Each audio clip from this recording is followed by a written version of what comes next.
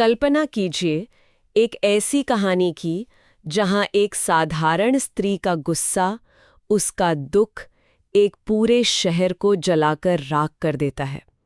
ये किसी आजकल की एक्शन फिल्म का सीन नहीं, बल्कि लगभग 1500 साल पहले लिखे गए एक तमिल महाकाव्य की कहानी है। आज हम जिस कहानी की गहराइयों में उतरने वाले हैं, उसका नाम है सिलप्पति कारम, जिसका सीधा सा मतलब है पायल की कहानी।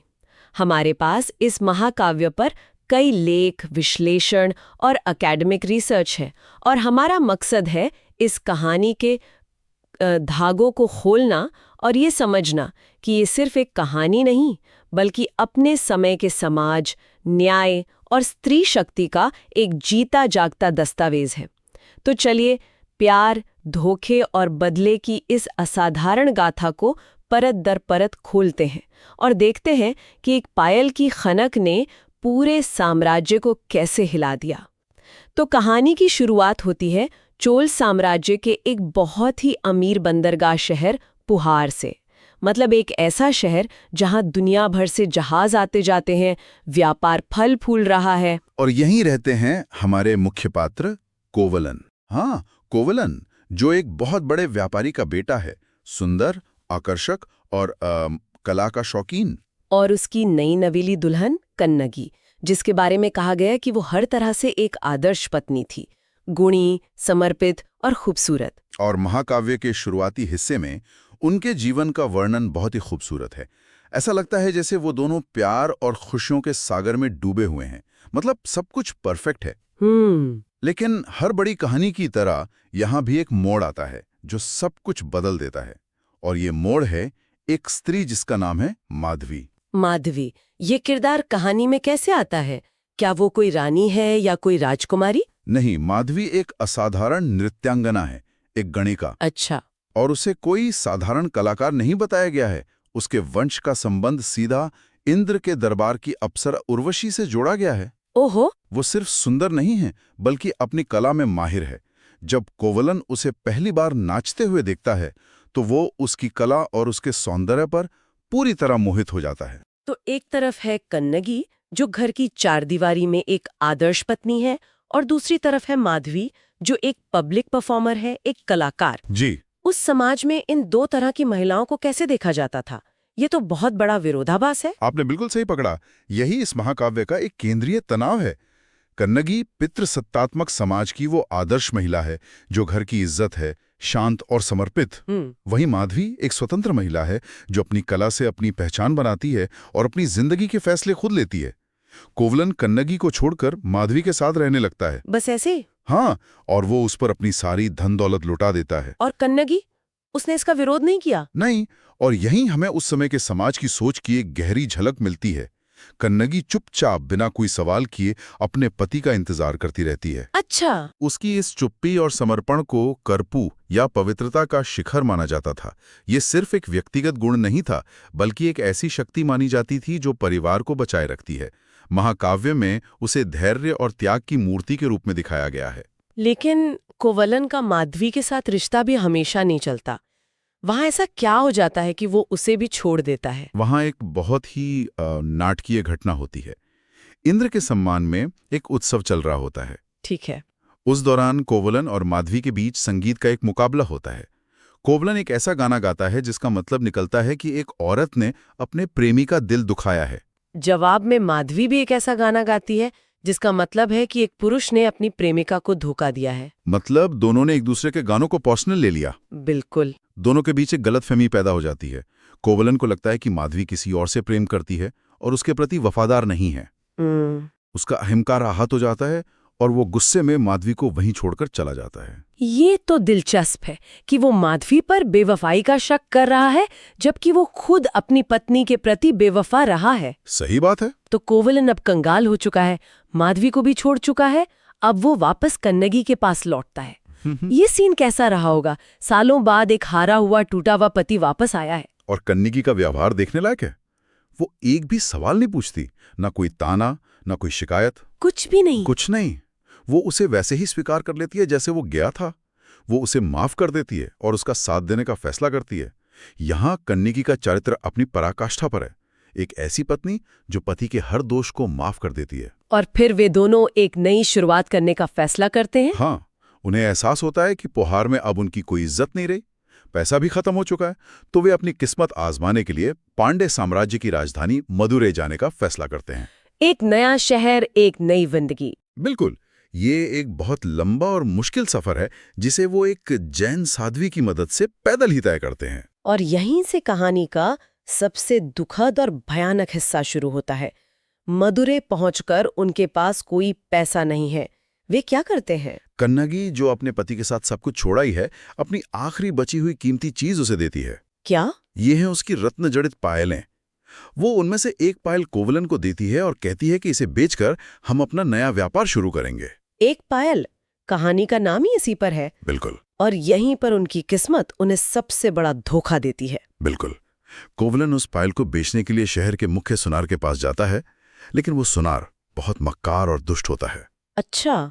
उसने कुछ ही समय पहले रानी की हूबहू वैसी ही एक पायल चुराई थी और उसे डर था कि वो पकड़ा जाएगा। जैसे ही वो कोवलन के हाथ में वैसी ही कीमती पायल देखता है, उसे खुद को बचाने का एक मौका मिल जाता है। उसने सारा इल्जाम कोवलन पर डाल दिया। हाँ, वो सीधा राज दरबार भागकर जाता है और राजा को बताता है कि रानी का चोर पकड़ा गया है। वो कोवलन पर चोरी का झूठा आरोप लगा देता है। ये तो बहुत गंभीर आरोप है। और राजा का क्या रुख था? क्या उन्होंने इसकी कोई जांच करवाई या बस सुनार की बात पर यकीन कर लिया? यहीं पर संस्थागत न्याय की सबसे बड़ी विफलता दिखती है। पांड्या राजा नेडुंजेलियन अपनी न्यायप्रियता के लिए मशहूर था, लेकिन उस दिन शायद उसका विवेक काम नहीं कर रहा था। क्यों? रानी की पायल चोरी होने से वो पहले से ही गुस्से में था। बिना किसी जांच, बिना किसी सुनवाई, बिना कोवलन को अपनी सफाई का एक मौका दिए, वो अपने सैनिकों को आदेश देता है कि चोर को पकड़ो और उसे मृत्युदंड दे दो। एक मिनट, बिना किसी सुनवाई के सीधा मौत की सजा, ये तो अन्याय की पराकाष्ठा है। तो उस समय राजा का शब्द ही कानून था और उसका ये जल्दबाजी में लिया गया फैसला एक भयानक त्रासदी को जन्म देता है। और कोवलन को? सैनिकों द्वारा कोवलन को मार दिया जाता है। यहाँ पूरा सिस्टम ही फेल हो गया। राजा ने जो कह दिया वही अंतिम सत्य था। जब कोवलन शाम तक वापस नहीं लौटता तो कन्नगी को चिंता होने लगती है। उसे अपने पति की मौत की खबर कैसे मिलती है? वो उसे ढूंढने के लिए शहर में निकलती है और उसे अपने पति का निर्जीव शरीर मिलता है। और उस क्षण में हम कन्नगी का एक ऐसा रूप देखते हैं जिसकी किसी ने कल्पना भी नहीं की होगी। मतलब? वो शांत, धैर्यवान और चुप रहने वाली कन्नगी अब नहीं है। तो क्या करती है वो? उसका दुख एक ज्वालामुखी की तरफ फटता है। वो अब एक साधारण महिला नहीं रह जाती। दुख और क्रोध से भरकर उसका चरित्र एक शक्तिशाली, बदला लेने वाली देवी में बदल जाता है। वो न्याय मांगने के लिए सीधे राजा के दरबार की ओर चल पड़ती है, हाथ में अपनी दूसरी पायल लिए हुए। दरबार का वो दृश्य तो महाकाव्य का सबसे यादगार हिस्सा माना जाता है। वो एक अकेली औरत पूरे राज दरबार को चुनौती देती है। बिल्कुल। वो दरबार में गरजती है और राजा से सवाल करती है कि उसने किस आधार पर उसके पति को चोर मान लिया। राजा अहंकार में कहता है कि चोर को मारना ही न्याय है। तब कन्नगी उसे चुनौती देती है। वह पूछती है, तुम्हारी रानी की पायल में क्या जड़ा है? राजा जवाब देता है, मोती। और कन्नगी की पायल में? कन्नगी अपनी दूसरी पायल जमीन पर पटककर तोड़ देती है। उस पायल से कीमती माणिक्य, मतलब रूबीज, बिखर जाते हैं। ओ। ये इस बात का अकाट्य सबूत था कि कोवलन के पास जो पायल थी वो रानी की हो ही नहीं सकती थी। राजा को अपनी भयानक गलती का एहसास होता है। हाँ, जैसे ही उसे पता चलता है कि उसने एक निर्दोष की हत्या कर दी है, वो सिंहासन पर ही सदमे से मर जाता है। वो कहता है, मैं राजा नहीं, मैं ही चोर हूं, और प्राण त्याग देता है। और रानी? रानी भी उसके साथ ही मर जाती है। राज दरबार में सन्नाटा छा जाता है। लेकिन कन्नगी का गुस्सा यहाँ भी शांत नहीं होता। नहीं, राजा और रानी की मौत उसके लिए काफी नहीं थी। उसका गुस्सा अब उस पूरे शहर पर है जिसने उसके पति के साथ अन्याय होने दिया। वो मदुरै शहर को श्राप देती है। श्राप? कैसा श्राप? एक बहुत ही भयावह दृश्य का वर्णन है जहां वो क्रोध में अपना बायां स्तन काटकर शहर पर फेंकती है और उसके श्राप से, उसकी पवित्रता की शक्ति से पूरा मदुरै शहर आग की लपटों में घिर जाता है। पूरा शहर? ये सिर्फ एक महिला का बदला नहीं लग रहा, ये कुछ और है। ये एक तरह का दिव्य प्रतिशोध है। जब इंसान का बनाया हुआ न्याय का सिस्टम फेल हो जाता है तो एक कॉस्मिक जस्टिस, एक ब्रह्मांडीय न्याय अपना काम करता है। अच्छा। कन्नगी की करपू, यानी उसकी पतिव्रता धर्म की शक्ति, जो अब तक एक रक्षात्मक शक्ति थी, अब एक विनाशकारी हथियार बन जाती है, जो पूरे अन्याय को जड़ से मिटा देती है। लेकिन ये भी बताया गया है कि उस आग से कुछ लोगों को बख्श दिया गया था। हाँ, और इस विषय पर एक प्रमुख विद्वान है कामिल ज़्वेलेबिल। वो बताते हैं कि महाकाव्य में साफ लिखा है कि उस आग में केवल ब्राह्मण, अच्छे पुरुष, गायें, सच्ची महिलाएं, विकलांग, बूढ़े और बच्चे ही बचते हैं। इसका मतलब ये है कि ये गुस्सा अंधा नहीं था। सही, ये एक नैतिक गुस्सा था जिसका निशाना सिर्फ दोषी और उदासीन लोग थे। मदुरै को तबाह करने के बाद कन्नगी का क्या होता है? कहानी वहां खत्म नहीं होती। नहीं, वो जलते हुए मदुरै को छोड़कर चेर साम्राज्य की ओर पश्चिम की पहाड़ियों में चली जाती है। वहां 14 दिनों के बाद देवता उससे मिलते हैं और स्वयं इंद्र उसे अपने दिव्य रथ में स्वर्ग ले जाते हैं, जहां उसका मिलन कोवलन से होता है। और धरती पर उसे देवी का दर्जा मिल जाता है। हाँ, उस इलाके के आदिवासी लोग इस घटना को देखते हैं और वे इसकी कहानी चेर राजा सेनगुट्टुवन को सुनाते हैं। राजा इस कहानी से इतना प्रभावित होता है कि वो कन्नगी के सम्मान में एक मंदिर बनवाने का संकल्प लेता है। एक मंदिर? हाँ, वो एक आदर्श राजा की तरह उत्तर में हिमालय तक चढ़ाई करता है, वहां से एक पवित्र पत्थर लाता है, उसे गंगा में स्नान कराता है और फिर उसी पत्थर से कन्नगी की मूर्ति बनवाकर उसे पतिनी देवी यानी पवित्रता की देवी के रूप में स्थापित करता है। ये बहुत दिलचस्प है कि एक स्त्री जो अपने पति के लिए न्याय मांग रही थी, उसे समाज ने पूजना शुरू कर दिया। इस महाकाव्य की तुलना अक्सर होमर के इलियड से की जाती है। ऐसा क्यों? ये सिर्फ इसके पुराने होने की वजह से नहीं है। जैसे आइलियड ने यूनानी सभ्यता की नींव रखी और हमें उनके समाज, युद्ध और देवताओं के बारे में बताया, वैसे ही सिलप्पतिकारम हमें उस दौर के तमिल समाज की एक झलक देता है। सही। हमें 3 महान साम्राज्यों चोल, पांडे और चेर के बारे में पता चलता है। हमें उनके व्यापार, उनकी कला, संगीत, नृत्य और सबसे बढ़कर उनकी न्याय व्यवस्था के बारे में पता चलता है। ये सिर्फ एक कहानी नहीं, एक सांस्कृतिक और ऐतिहासिक विश्वकोश भी है। आखिर में अगर हम कन्नगी और माधवी के किरदारों को फिर से देखें, तो ये महाकाव्य महिलाओं के बारे में क्या कह रहा है? ये एक बहुत ही जटिल सवाल है। एक तरफ कन्नगी को एक आदर्श पत्नी के रूप में महिमा मंडित किया गया है, जो पितृसत्ता के हर नियम का पालन करती है। उसे देवी का दर्जा भी तभी मिलता है जब वो एक पत्नी के रूप में अपनी पवित्रता की शक्ति साबित कर देती है। दूसरी तरफ माधवी है, एक आत्मनिर्भर कला प्रेमी महिला जिसने बाद में कोवलन के जाने पर बौद्ध भिक्षुणी बनकर समाज सेवा का रास्ता चुना, लेकिन समाज उसे कभी भी कन्नगी जैसा सम्मान नहीं देता। तो ये कहानी महिलाओं को 2 ही विकल्पों में बांटती है। या तो वे घर की देवी बन सकती हैं या समाज के हाशिए पर रहने वाली बुरी औरत। कुछ हद तक हाँ, ये दिखाता है कि समाज महिलाओं को बहुत ही सीमित भूमिकाओं में देखता था। कन्नगी की शक्ति भी उसकी अपनी व्यक्तिगत शक्ति नहीं है, बल्कि उसके पत्नी होने के दर्जे से जुड़ी हुई है। सही। उसका सारा गुस्सा, सारा विनाश अपने पति के लिए हुए अन्याय का नतीजा है।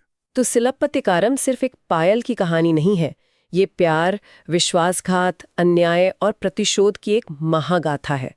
ये दिखाती है कि कैसे एक साधारण स्त्री का संकल्प और उसकी पवित्रता उसे न्याय की देवी बना सकती है। और साथ ही ये कहानी संस्थागत न्याय की सीमाओं पर भी एक तीखी टिप्पणी है।